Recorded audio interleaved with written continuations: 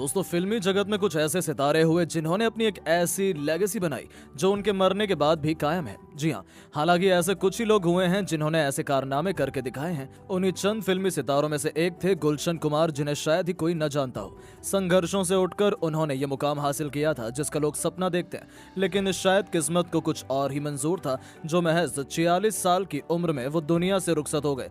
किसी ने सच ही कहा है कि जिसके चाहने वाले होते हैं उसके दुश्मन अपने आप बन जाते हैं। कुछ ऐसा ही गुलशन कुमार के साथ भी हुआ और इसी दुश्मनी ने उन्हें लोगों के बीच से जुदा कर दिया। जी हाँ दोस्तों, बिल्कुल सही सुना आपने। कैसेट किंग कहे जाने वाले गुलशन कुमार भले ही आज इस दुनिया में नहीं है, लेकिन उनकी लेगेसी आज भी कायम है और हमेशा कायम रहेगी। आज की इस वीडियो में हम आपको उनके शुरुआती जीवन, करियर और निजी जीवन के साथ साथ उनके संघर्षों की कहानी से तो रूबरू कराएंगे ही, साथ में उनकी दर्दनाक मृत्यु का जिक्र भी करेंगे कि आखिर क्यों उनकी हत्या कर दी गई। तो जानने के लिए वीडियो को अंत तक देखें। चलिए वीडियो शुरू करते हैं। दोस्तों, गुलशन कुमार का जन्म साल 1951 में दिल्ली के एक मिडिल क्लास पंजाबी परिवार में हुआ था। उन्होंने अपनी शुरुआती पढ़ाई दिल्ली के एक लोकल स्कूल से पूरी की और उसके बाद दिल्ली के देशबंधु कॉलेज से बैचलर की डिग्री हासिल की।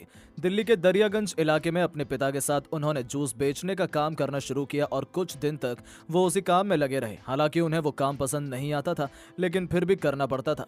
सच कहें तो वो अपने उस काम से ऊब गए थे। पिता को भी ये बात समझ आई और उन्होंने उनके लिए एक दूसरी दुकान खोल कर दे दी, जहां पर वो कैसेट बेचने का काम करने लगे। गुलशन कुमार अब सस्ती कैसेट और गाने रिकॉर्ड कर बेचने लगे। यहाँ से उन्होंने वो रफ्तार पकड़ी कि उनकी किस्मत ही बदल गई। मार्केट और लोगों के इंटरेस्ट को ध्यान में रखते हुए उन्होंने सुपर कैसेट्स इंडस्ट्रीज लिमिटेड नाम से एक कंपनी चालू की जो आगे चलकर काफी पॉपुलर हुई और भारत में सबसे बड़ी म्यूजिक कंपनी बन गई। आपको बता दें कि यहाँ से गुलशन कुमार को कैसेट किंग के नाम से जाना जाने लगा। धीरे धीरे जब उनकी पॉपुलैरिटी बढ़ने लगी तो उन्होंने अपने बिजनेस को और भी एक्सपेंड करने का फैसला किया। उन्होंने T Series music production company की स्थापना की जो आगे चलकर काफी बड़ी कंपनी बनी। हालांकि उसके बारे में हम आगे बात करेंगे। फिलहाल के लिए उनके फिल्मी करियर के बारे में कुछ अन्य बातें जान लेते हैं। 80 के दशक में गुलशन कुमार ने टी सीरीज की स्थापना की और कुछ ही साल के अंदर वो इंडियन म्यूजिक इंडस्ट्री के बेताज बादशाह बन गए।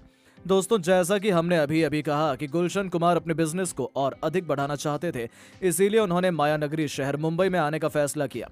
यहां आने के बाद उनके करियर का ग्राफ और भी अधिक बढ़ने लगा। आपको बता दें कि एक प्रोड्यूसर के रूप में उनकी पहली म्यूजिक साल 1985 में आई थी, जिसके बोल हैं लल्लू राम। उसके बाद उन्होंने कई म्यूजिक प्रोड्यूस किए। म्यूजिक के अलावा उन्होंने फिल्म भी प्रोड्यूस करने का फैसला किया और साल 1989 में बतौर प्रोड्यूसर उनकी पहली फिल्म रिलीज हुई जिसका शीर्षक था लाल दुपट्टा मलमल का।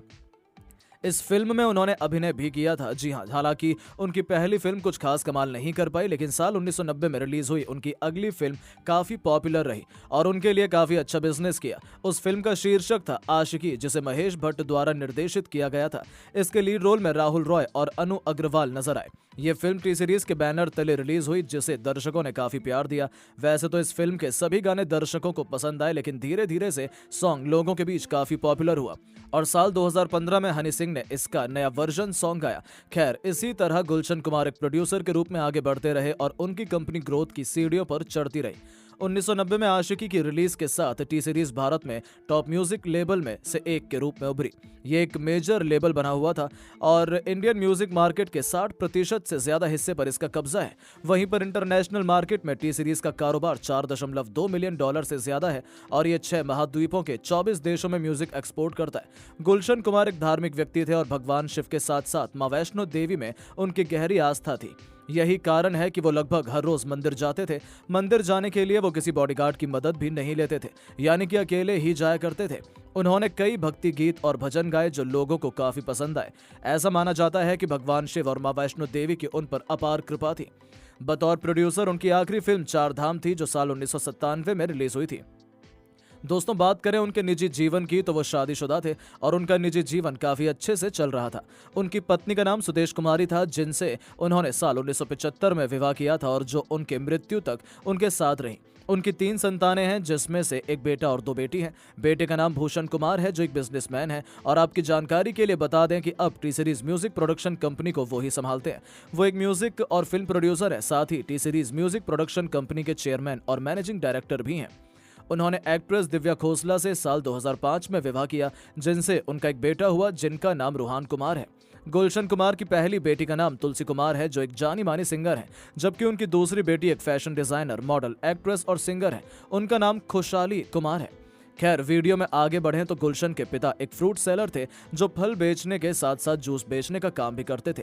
उनकी कामयाबी में उनके पिता, जिनका नाम चंद्रभान था, काफी अहम योगदान रहा है। वहीं पर उनकी मां एक हाउसवाइफ थी। हालांकि गुलशन कुमार की माता के बारे में अधिक जानकारी नहीं है। उनके भाई का नाम किशन कुमार है, वो एक अभिनेता और निर्माता है। वे बेवफा सनम के लिए जाने जाते हैं। साथ ही वो भी अपने भतीजे भूषण कुमार के साथ टी सीरीज कंपनी को रन करते हैं। दोस्तों, बात करें गुलशन कुमार की मृत्यु के बारे में तो वो समय उनके और उनके परिवार के साथ साथ उनके चाहने वालों के लिए काफी दर्द और मुश्किल भरा रहा। अगस्त 1997 में अंधेरी इलाके में उस वक्त उनकी हत्या कर दी गई थी जब वो मंदिर से घर लौट रहे थे। बदमाशों ने गुलशन कुमार पर गोली चलाकर बेरहमी से बीच सड़क पर उनकी हत्या कर दी। दरअसल अपनी कड़ी मेहनत के बल पर टी सीरीज को कामयाबी की बुलंदियों तक पहुंचाने वाले गुलशन कुमार पर अंडरवर्ल्ड की नजर थी और इसका अंदाजा उन्हें भी भली भांति था। रिपोर्ट्स के अनुसार रंगदारी नहीं देने पर डॉन अबू सलेम के लोगों ने गुलशन कुमार की बेरहमी से हत्या की थी। आपको बता दें कि इंडस्ट्री के बाकी लोगों में खौफ पैदा करने के लिए शूटर्स ने उन पर 16 राउंड फायरिंग की थी, जिसके चलते मौके पर ही उनकी मृत्यु हो गई। दोस्तों, अबू सलेम पर लिखी गई एक किताब में इस घटना को लेकर भी जिक्र है। दरअसल जब शूटर्स ने इस वारदात को अंजाम दिया था तो उन्होंने अबू सलेम को फोन किया था। करीब 10 मिनट तक अबू सलेम फोन पर ही हो रही फायरिंग और गुलशन कुमार की चीखों को सुनता रहा। आपकी जानकारी के लिए बता दें कि अबू सलेम की तरफ से गुलशन कुमार से 10 करोड़ रुपए की रंगदारी मांगी गई थी, जिसे लेकर गुलशन कुमार ने इनकार करते हुए उसको गुस्से में कहा कि इतने पैसों में मैं वैष्णो देवी में भंडारा करवा दूंगा। हमने आपको पहले भी बताया कि गुलशन कुमार मां वैष्णो देवी के बहुत बड़े भक्त थे और आज भी माता के धाम में गुलशन कुमार के परिवार की तरफ से भंडारा चलता है। उनकी मृत्यु के बाद करीब 19 लोगों को हिरासत में लिया गया था, जिनमें से 18 लोगों को अदालत ने क्लीन चिट दे दिया था, जबकि अब्दुल रऊफ को दोषी करार पाते हुए उम्र कैद की सजा सुनाई गई। इसमें कोई शक नहीं कि गुलशन कुमार एक सफल बिजनेसमैन होने के साथ साथ एक सिंगर और प्रोड्यूसर भी थे। उन्होंने कई भजन गीत गाए और अपनी मीठी आवाज से लोगों का दिल जीता। इसमें कोई दो राय नहीं है कि आज भले ही वो इस दुनिया में नहीं है, लेकिन उनकी लेगेसी तब तक कायम रहेगी जब तक फिल्म इंडस्ट्री है और लोगों को गाने सुनना पसंद है। 46 वर्ष की उम्र में दुनिया को अलविदा कहने वाले गुलशन कुमार को हम और उनके चाहने वाले हमेशा याद रखेंगे। उम्मीद करते हैं कि आपको उनकी ये जीवनी पसंद आई होगी। अगर आप एक सिंगर के रूप में उन्हें पसंद करते हैं तो वीडियो को लाइक जरूर करें और ऐसे ही अनसुनी जीवनी के बारे में जानने के लिए हमारे इस चैनल को सब्सक्राइब जरूर करें। धन्यवाद।